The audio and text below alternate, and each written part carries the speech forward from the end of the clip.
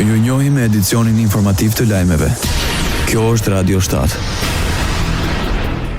Drejtuesi operatorëve të transmetimit të energjisë elektrike të Maqedonisë së Veriut dhe Kosovës, Burim Latifi nga MEPSO dhe Shaban Ezeri nga KOST, nënshkruan memorandum për forcimin e bashkëpunimit ndërkufitar dhe zhvillimin e rrjetit të transmetimit të energjisë elektrike. Memorandumi vë tekst të veçantë në projektin strategjik për ndërtimin e një linje të re interkonjektive të tensionit të lartë 400 kV nga Tetova deri në Prizren, i cili është në përputhje me objektivat e Bashkimit Evropian për tranzicion energjetik deri në vitin 2050 dhe është nominuar si kandidat për rritjen e kapaciteteve transmetuese përmes platformës europiane të planifikimit, thonë nga MEPSO. Interkonjeksioni pritet të rrisë ndjeshëm kapacitetet ndërkufitare të shkëmbimit të energjisë elektrike, do të forcojë sigurinë energjetike.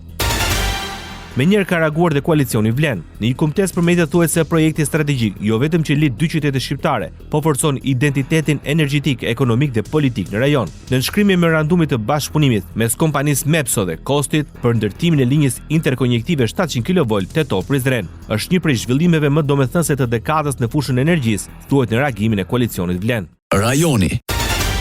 Kosova lëshoi të pesin urdhër arresti me radhë kundër Mila Radojčićit. Shkak për këtë mandat arresti u bë vendosje barikadave në 4 komunat me shumicë serbe në veri në vitin 2022.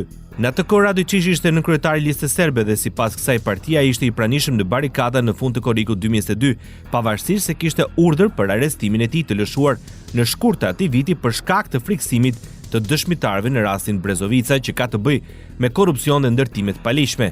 Sipas tij, në dhjetor të vitit 2023 u lëshua dhe një urdhër për arrestimin e Radojčićit për sulmin e armatosur vdekjeprurës në fshatin Bajnës në veri të Kosovës, përgjegjësinë për të cilin ai e mori vetë.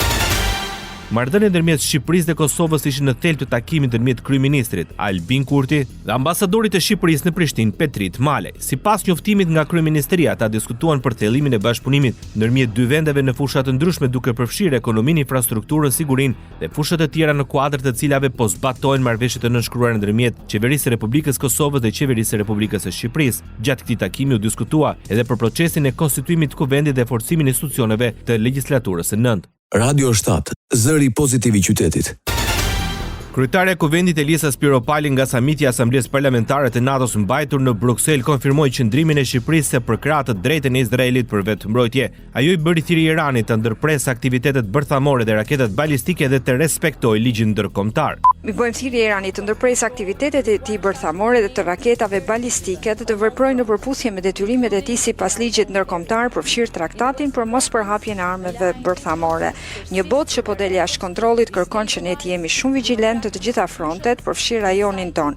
Në Ballkanin Perëndimor, ndikimet keqdashëse vazhdojnë përpjekjet e tyre për të destabilizuar institucionet demokratike, të nxisin dasi dhe të minojnë aspiratat euroatlantike. Thirrja e latëve të kenë një angazhim të fuqishëm në rajon, tha Elisa Spiropali. Shqipëria beson fort se siguria e Ballkanit Perëndimor është e pandashme nga siguria e Evropës dhe e gjithë hapësirës më të gjerë të NATO-s. I bëjmë thirrje aleatëve dhe partnerëve tanë të kenë një angazhim të fuqishëm politik dhe ushtarak në rajonin tonë. Samiti përkon me 70 vjetorin e krijimit të Asamblesë Parlamentare të NATO-s. Ndoqët lajmet shkurt në Radio 7, zëri pozitiv i qytetit.